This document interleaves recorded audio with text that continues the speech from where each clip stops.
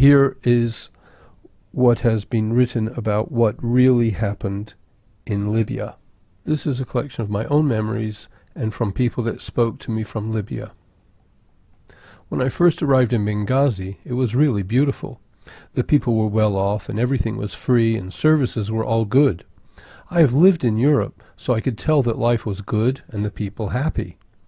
There was a financial boom in the Benghazi area and in east of Libya in general, creating a sudden increase in the population of Egyptian migrants. Companies were hiring foreign labor without restrictions, mainly from Egypt. Also some migrants from Afghanistan, Uzbekistan, Tajikistan. It was these same laborers that later became the foot soldiers for the so-called revolution.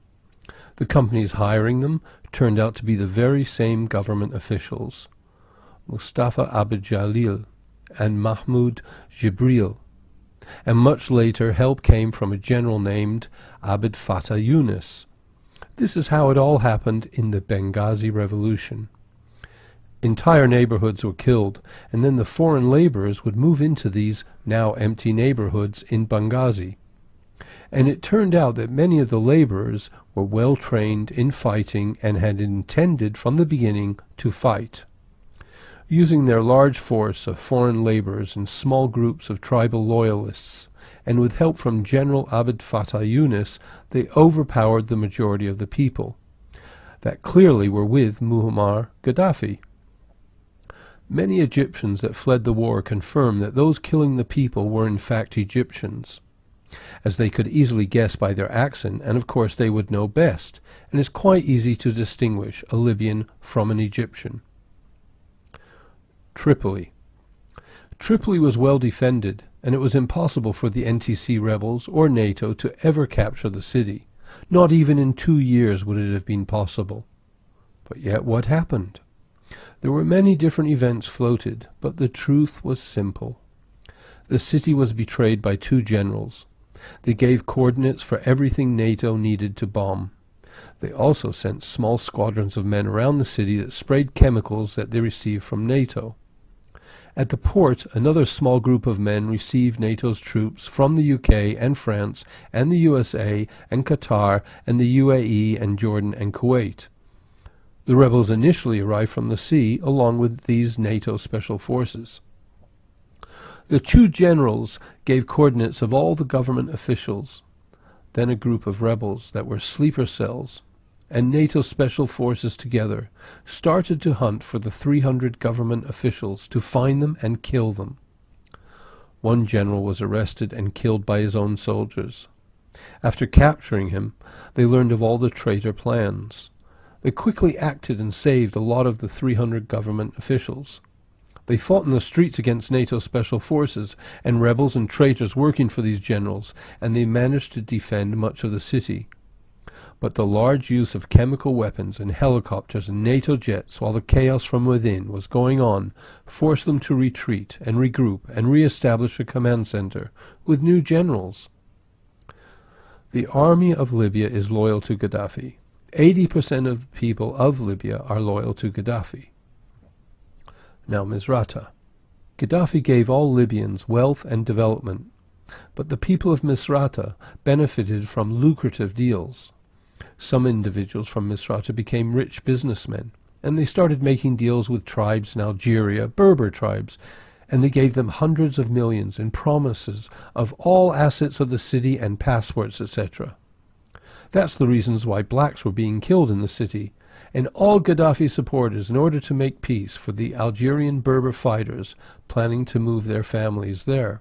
Rich Misrata businessmen also gained backup from Misrata of thousands of Egyptians pouring into the city from Benghazi, where they would come by sea.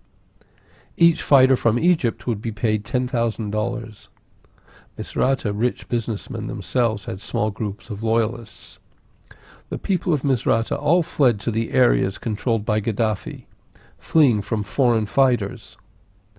There was a very powerful army of Libya in Misrata that fought off all these forces and survived NATO airstrikes. It was intended that Misrata would begin the revolution, but because generals stationed at Misrata refused to betray the people of Libya, the plan failed. So the rebels started the revolution at Benghazi, with the help of Abd Fattah Yunus from Benghazi. Berbers from Zintan received training in Tunisia, in UN camps, where they would pretend to be seeking free food and other advantages. In reality, they were giving away coordinates and planning the movement of the Algerian Berbers into Misrata. Forces from the UK, France, the USA, UAE, and Qatar were stationed there and were helping plan the process. Now, this was added afterwards. 70% of Zintan Berbers have now joined the Green Resistance. Many of the Berbers and their tribal leaders have now joined Gaddafi once more. The entire process to attack Libya was planned with detail and with high treason to the Libyan people. The media was part of the process to remove the malicious nature of the invasion. Many tribes are with Gaddafi, but some tribes hesitated and did not act quick enough. But as events continued, they suffered the most for not acting quickly enough. Today all Libyans are convinced, some sooner than others, that they must resist this evil invasion. The rebels have mass raped and mass looted homes. Horrible crimes have been committed. People have been locked in freezers, to be taken out and tortured one by one. Entire villages wiped out and buried as if they never existed. NATO has carpet-bombed hospitals and schools and all services, including water tanks and electricity plants. NATO focused all its fire on civilian protests that are pro-Gaddafi. NATO's special forces have beheaded Libyans and walked, brandishing their heads for all to see. The large amount of bloodshed has not made the people of Libya afraid. In fact, it made them understand the very nature of this evil operation and strengthened their resolve to resist it.